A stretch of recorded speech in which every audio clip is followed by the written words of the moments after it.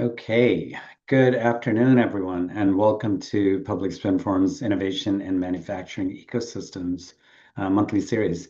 Um, I'm Raj Sharma. I'm the founder and CEO of Public Spin Forum. Today, I'm really excited to have a unique session, a practical session on how to build a drone.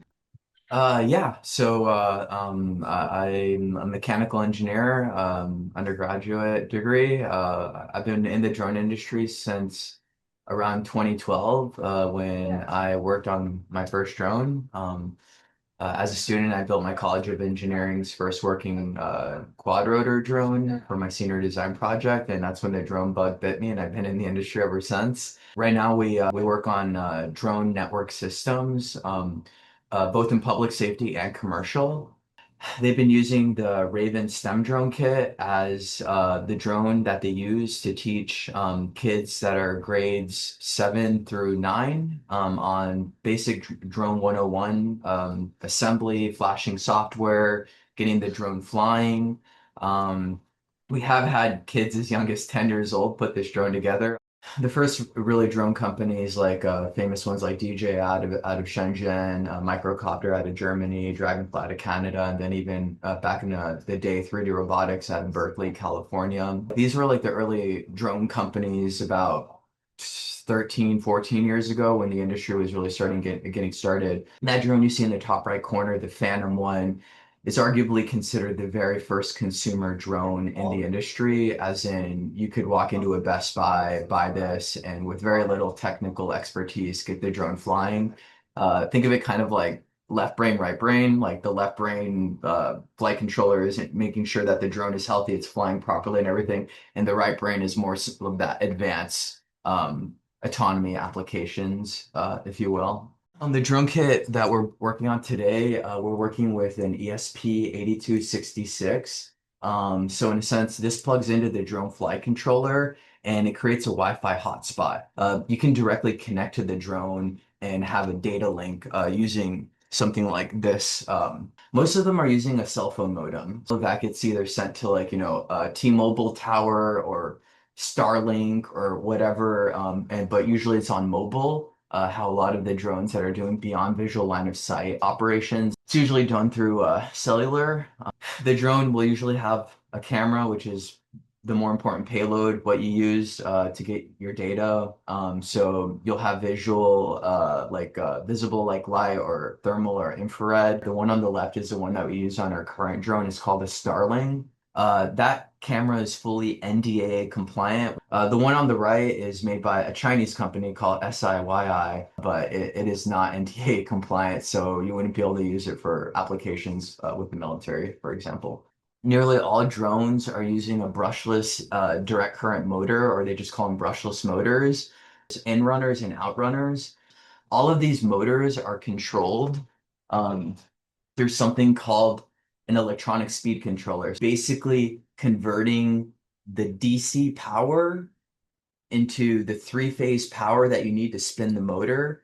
And that is all basically controlled by a signal wire that the flight controller is sending to the motor, telling it how fast to spin. You can use both, or like either lithium ion or lithium polymer on drone frames. Usually lithium ion have a little bit more higher energy density than a lithium polymer, but lithium polymer can give you more power. If any one of these cells, the voltage gets too far away from the other ones, increases internal resistance in the battery. More heat gets generated. It can lead to a battery fire. So usually it's kind of important to have a battery management system on a drone. In a sense, you have the battery. The battery will have something like a power module. Power module brings the voltage down so it can be powering your flight controller. And then you'll have the power that's flowing to some form of distribution board. To the motors. In terms of safety on drones, I'm a big fan of having an on-off button. Parachutes are also really important if you're doing a beyond visual line of sight operation. With our operation with the city of BK Police Department, our Ren drone had a parachute on it. If a drone loses power midair, you kind of want it to be able to gracefully land on the ground. This is the drone that's completely disassembled. So we're gonna put the drone together right now. This is a flat pack drone. which means it can be made out of different materials, not just 3D printed. Whether you have sheets of wood or sheets of acrylic, or I mean, even carbon fiber or fiberglass or even aluminum, you can actually assemble this drone out of many different kinds of materials. So can you get an idea about the cost of the drone that you're building today? I appreciate the range of different major component costs. And then the second one is what is the payload capacity of the drone you're building? So right now, the cost, like if you were to buy, and mind you, we're buying everything off of like mostly Amazon. The bill of materials is about $450 for everything. The biggest cost is the drone flight computer, um, and the GPS. Um, that comes out to like about $185. About half the cost of the drone is the flight computer. The battery's $25. The four motors are $40. The Wi-Fi card is $10. The power distribution board is $10.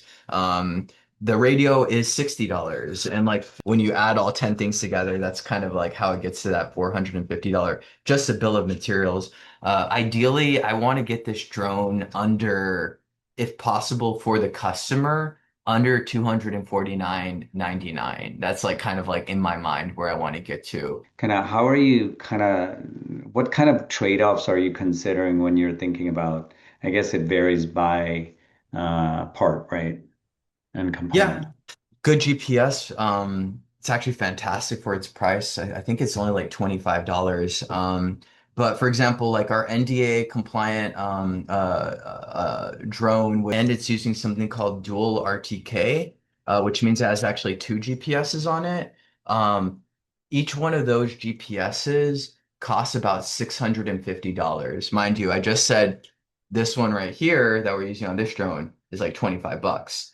The American supply chain still just hasn't caught up with the pricing that China has to offer because they've been selling components for like more than a decade. So they really have that figured out. I do know that there are manufacturers that are working on solving that problem, like for sure. It's happening right now before our eyes. The question is, when are they going to get to that pricing and volume that we're used to seeing out of China? We're calling it designing to the supply chain as opposed to designing to a concept or kind of a, requirements, right? I would almost say that like the best drone designs are the ones that were not designed for a specific component in mind.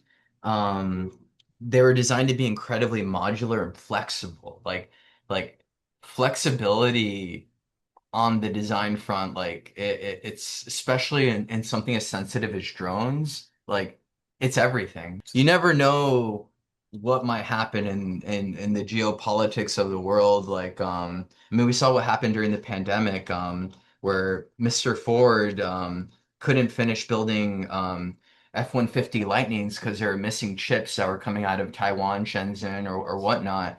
And and yeah, when that side of their supply chain failed, they literally had hundreds of these trucks that were nearly 90% done, but they weren't done because they're missing chips, just sitting in a parking lot. So right now I'm just putting the battery in the drone, and then we're ready to go out to the field. Just turn the drone on. The drone generates its own hotspot. I just click to Raven drone. So basically, floating the parameters of that drone right there. And we're doing the compass cal. The reason we're doing the compass calibration outside is the magnetic fields inside of a building sometimes are a little different than outside in the environment. But you can see there isn't really a cable connected to the drone because right now we're connected directly to its hotspot. So we're able to see all of the telemetry from Q ground control as we're going through the calibration right here. Okay, guys, we're T minus ready for takeoff.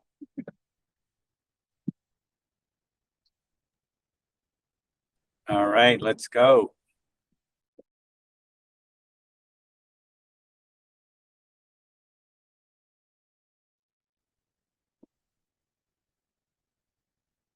How far is the distance on this? How far can you take it before you lose communication? I mean, you can go pretty far. I Yeah. uh I mean, I've gone as far as like line of sight till it's a little dot in the air. Because it's a 2.4 gigahertz radio, it can do about a mile, but the drone, you won't be able to see it that far away. So this is basically the drone in flight for everyone who's still here. Literally, this was just a bunch of panels and electronics on a table, probably less than an hour and a half ago. So we put the whole drone together. Looks really pretty from the front, but yeah, we're gonna land it now.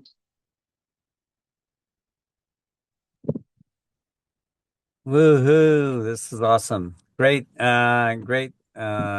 Thank you so much.